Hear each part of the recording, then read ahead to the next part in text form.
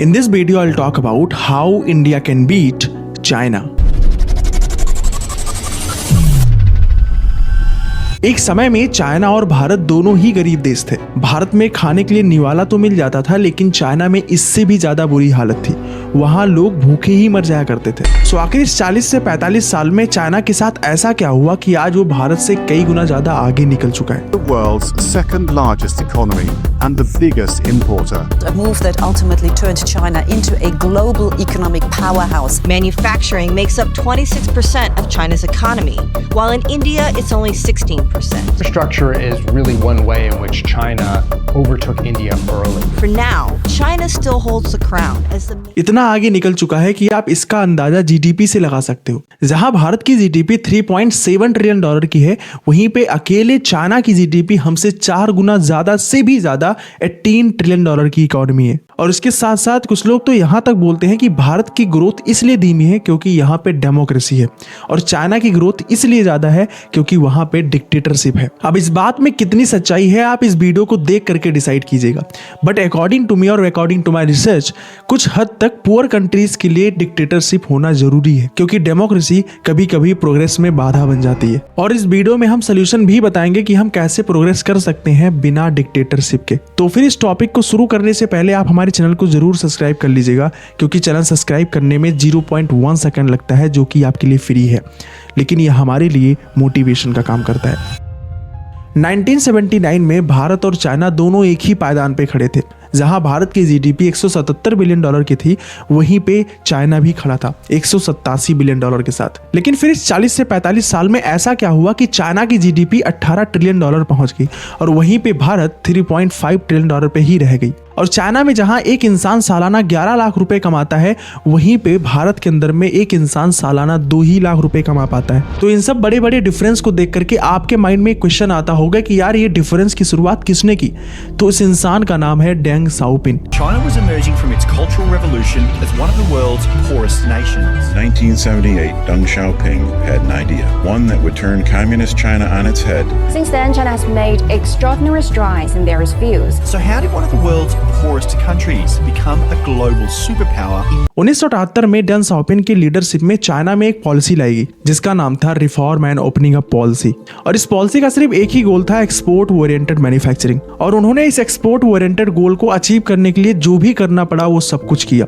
जो भी पॉलिसीज बीच में बाधा डालती थी, वो सब पॉलिसीज को खत्म कर दिया गया, जैसे जुडिशरी की बाधाएं और लोकल गवर्नमेंट की बाधाएं और कुछ सिविक सोसाइटी की बाधाएं। ऐसे ही बाधाओं को खत्म कर दिया, क्योंकि वो पॉलिसी में रोड़ा बन रही थी। उनको पता था कि जब तक ये बाधाएं रहेंगी, ये हम गोल कभी अचीव नहीं कर पाएंगे। लेकिन ये सब चाइना में तब हो रहा था जब इंडिया में किसी दूर बैठे इंसान से बात करने के लिए चिट्ठियों का प्रयोग किया जाता था। ये सब बदलाव चाइना में तब हो रहा था। चाइना जहां पे बाधाओं को खत्म कर रहा था, वहीं पे भारत में कुछ भी शुरू करना हो तो हमें लाइसेंस लेना पड़ता था, जिसको हम लाइसेंस राज भी कह सकते हैं। देखो, बिजनेस के अंदर में प्रोडक्शन के अंदर 4 फैक्टर्स होते हैं। पहला होता है लैंड, जिसको हम फील्ड और नेचुरल रिसोर्सेज कह सकते हैं। दूसरा होता है लेबर, जिसको हम ह्यूमन एफर्ट्स या फिर ह्यूमन रिसोर्सेज कह सकते हैं। तीसरा होता है कैपिटल, वो पैसा जिसका इस्तेमाल मशीनरी और टूल्स खरीदने में किया जाता है। और फिर लास्ट में आता है एंटरप्रेन्योरशिप, वो इंसान, वो ओनर जो इन तीनों चीजों को एक छत के नीचे लाता है और काम की शुरुआत करता है। सबसे पहले नंबर पे जो लैंड की प्रॉब्लम आती है, चाइना ने इसको फर्स्ट प्रायोरिटी दी और इस इश्यू को जल्द से जल्द खत्म कर दिया, वो भी एक पॉलिसी के थ्रू जिसका नाम था SEG। अब इस पॉलिसी के अकॉर्डिंग अंडर डेवलप एरियाज में इन्वेस्टमेंट लाने और मैन्युफैक्चरिंग प्लांट लगाने का प्लान था। और इसके साथ साथ इस पॉलिसी के अकॉर्डिंग जो लोग वहां पे मैन्युफैक्चरिंग प्लांट लगा रहे थे, उनको टैक्सेशन में भी रिलैक्स दिया जा रहा था। लेकिन ध्यान रहे, ये सब पॉलिसीज हर 5 साल में बदलती नहीं थी गवर्नमेंट के अकॉर्डिंग, ये लॉन्ग टर्म विजन पे ही काम करती थी। अब हम दूसरे फैक्टर की बात करते हैं, व्हिच इज कॉल्ड लेबर। इस लेबर सिस्टम को ऑर्गेनाइज करने के लिए चाइना के डिक्टेटर ने हुको सिस्टम इंट्रोड्यूस किया। अब इस सिस्टम के अकॉर्डिंग चाइनीज सिविक्स को 2 भागों में बांटा गया, पहला अर्बन सिविक्स और दूसरा रूरल सिविक्स। और चाइना ने इंटरनली इन लोगों को वीजा भी दिया, अर्बन सिविक्स को अर्बन वीजा दिया और रूरल सिविक्स को रूरल वीजा दिया। अब इस सिस्टम के अकॉर्डिंग रूरल में रहने वाला इंसान अर्बन में तो काम करने आ सकता है, लेकिन वो अपने परिवार को नहीं ला सकता है। अगर बाई चांस वो अपने परिवार को लाता भी है, तो उसको गवर्नमेंट की कोई भी फैसिलिटी नहीं दी जाएगी।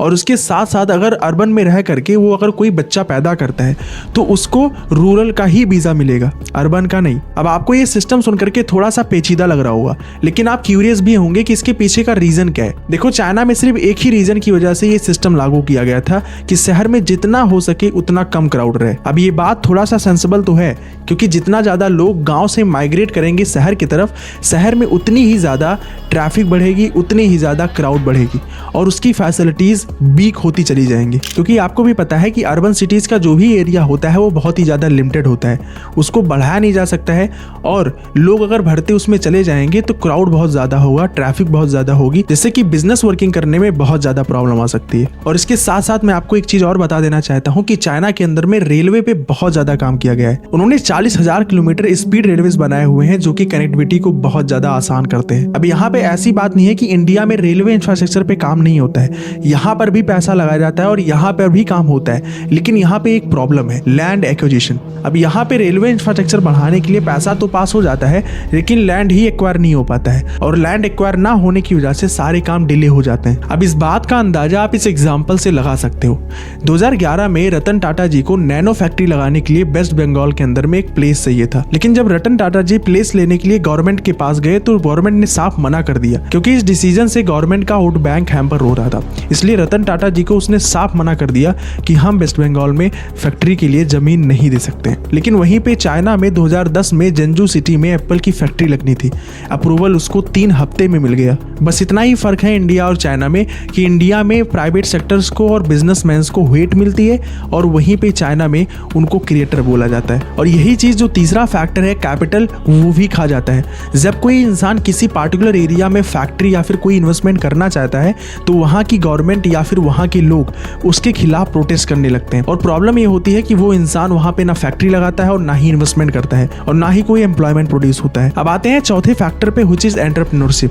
एंटरप्रेन्योरशिप को बढ़ावा देने के लिए चाइना के अंदर एक प्लान लाया गया जिसको हम कहते हैं यंग थाउजेंड्स टैलेंट प्लान। इस प्लान के अकॉर्डिंग जितने भी कंट्री से बाहर के इन्वेस्टर्स होते हैं, साइंटिस्ट होते हैं या फिर एंटरप्रेन्योर होते हैं, उनको सब्सिडी दी जाती है और अच्छा मोटा पैसा दिया जाता है अपने कंट्री में लाने के लिए। दैट मीन्स कि उनको इंस्पायर किया जाता है कि वो आए हमारे देश के अंदर में काम करें, उनको हम सब्सिडी भी देंगे और उनको पैसा भी देंगे अगर वो हमारे देश के अंदर काम करते हैं तो। लेकिन अगर हम इंडिया की बात करें तो यहाँ पे टैलेंट की बिल्कुल इज्जत ही नहीं है। जो भी एंटरप्रेन्योर है, जो भी बिजनेसमैन है, उनके पास करोड़ों आते ही वो देश छोड़ने का प्लान बना लेते हैं, यहाँ से चले जाते हैं क्योंकि यहाँ पे अच्छी फैसिलिटीज नहीं है। और अगर कोई बिजनेसमैन या एंटरप्रेन्योर भारत में ही रह करके बिजनेस बनाना चाहता है तो वहाँ पे एक प्रॉब्लम आती है, करप्शन। कोई थर्ड पार्टी गवर्नमेंट ऑफिसर आकर के उसके फैक्ट्री में छापा डालता है और एक कमी दिखा करके उसके ऊपर ढेर सारा पेनल्टी लगा देता है, जिससे बिजनेसमैन बेचारा परेशान हो जाता है और कोर्ट कचहरी के तो चक्कर काटते रहता है। अब वहाँ पे जो गवर्नमेंट है इस चीज को नहीं देखती है कि जो बिजनेस वो चला रहा है उससे 10 लोगों की रोजी रोटी चल रही है। वो सिर्फ ये देखती है कि तुम्हारे पास ये लाइसेंस नहीं है या फिर फला फैसिलिटीज नहीं है, इसलिए तुम ये बिजनेस चलाने के काबिल नहीं हो। देखो, हमने बताया था कि हम सोल्यूशंस पे भी डिस्कस करेंगे, तो अब हम चल रहे हैं सोल्यूशन पे डिस्कस करने कि हम कैसे बिना डिक्टेटरशिप लाए हुए अपने देश को प्रोग्रेस दे सकते हैं, अपने देश को आगे बढ़ा सकते हैं। देखो, हमें भी भारत से प्रेम है। अगर आप ये वीडियो देख रहे हैं तो आपको भी भारत से प्रेम है और जितने भी लोग भारत में रहते हैं उन सभी लोगों को भारत से प्रेम है। तो इस देश को प्रोग्रेस कैसे दे सकते हैं उसके सोल्यूशन पे बात करते हैं। सबसे पहला सोल्यूशन है मैन्युफैक्चरिंग। जैसा कि हम सबको पता है कि हमने सिर्फ सर्विसेज सेल करी हैं और सर्विसेज के अंदर में फ्यूचर नहीं है। जैसे जैसे एआई आता जा रहा है, जॉब्स रिप्लेस करता जा रहा है, इसलिए हमें फोकस होना पड़ेगा मैन्युफैक्चरिंग पे। जितना ज़्यादा हम मैन्युफैक्चरिंग पे फोकस करेंगे उतना ज़्यादा हमारे यहाँ एक्सपोर्ट इम्पोर्ट बढ़ेगा। जितना ज़्यादा हम बाहर माल भेजेंगे उतना ज़्यादा बाहर के पैसे हम अपने भारत के अंदर ला पाएंगे। इसलिए हमें बिना किसी बेट के मैन्युफैक्चरिंग पे ज़्यादा फोकस करना चाहिए और गवर्नमेंट से भी ये दरख्वास्त है कि वो जो भी मैन्युफैक्चरिंग प्लांट लगा रहा है उसको सपोर्ट करें, उसको सब्सिडाइज करें और उसको हेल्प करें कि वो अपनी मैन्युफैक्चरिंग को और अच्छे तरीके से नए स्तर तक ले जाए। अब आते हैं दूसरे सोल्यूशन पे, व्हिच इज वोकेशनल ट्रेनिंग। जैसा कि हम सब जानते हैं कि हमारा पूरा देश एक ही ट्रैप में पड़ा हुआ है, डिग्री डिग्री डिग्री, और सभी लोग सिर्फ एक ही तरफ भाग रहे हैं, एक ही चीज़ चेज करना चाहते हैं, व्हिच इज कॉल्ड डिग्री। मैं कहता हूं कि हमें इस चीज़ से हटना पड़ेगा, हमें अपने टैलेंट को डेवलप करना पड़ेगा और अपने स्किल को डेवलप करना पड़ेगा। हमें पता है कि आज जो भी बिजनेस हैं, जो भी कंपनीज हैं, वो एक स्किल्ड मैन पावर चाहती हैं, लेकिन हमारी जो यंगर जनरेशन है वो स्किल्ड नहीं है, वो इतने इनफ नहीं है कि वो जा करके कंपनी में अच्छे से प्रोडक्टिव तरीके से काम कर सकें। इसलिए हमें वोकेशनल ट्रेनिंग पे ज़्यादा फोकस करनी चाहिए, हमें अपने स्किल पे, हमें अपने टैलेंट पे ज़्यादा फोकस करना चाहिए, क्योंकि अगर हम टैलेंट पर फोकस करेंगे तो हम ज़्यादा प्रोडक्ट बना पाएंगे और उस प्रोडक्ट के बदले हम ज़्यादा पैसा अपनी तरफ ला पाएंगे। सो ऐसे ऐसे बहुत सारे सोल्यूशंस हैं जो हम डेमोक्रेसी में रहते हुए अपने देश को प्रोग्रेस तरफ ले जा सकते हैं। हम कुछ और भी सोल्यूशंस प्रयास करेंगे, अपने डिस्क्रिप्शन में डाल दें, जिससे कि आप मौका निकालकर उसको अच्छे से पढ़ सकें। और इस वीडियो में बस इतना ही, आगे मिलते हैं किसी नए वीडियो में, तब तक के लिए जय हिंद, जय भारत।